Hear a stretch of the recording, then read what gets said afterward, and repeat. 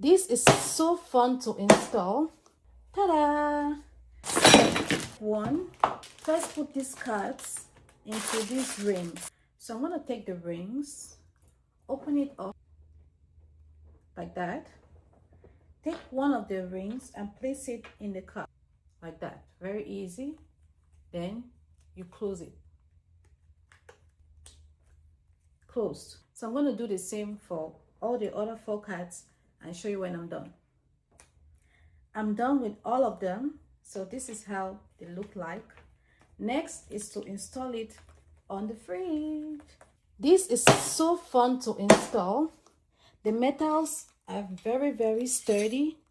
So I'm just going to place one on this side and adjust it by moving that metal to the other side so it fits.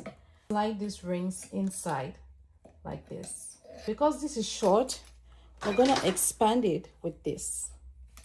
So we're just going to put it like that, move it, and make sure it fits. Ta-da! Very easy, very cute, very fun. You can use this in your classrooms. And if you want to flip it, for example, we are in May, so just flip it to May.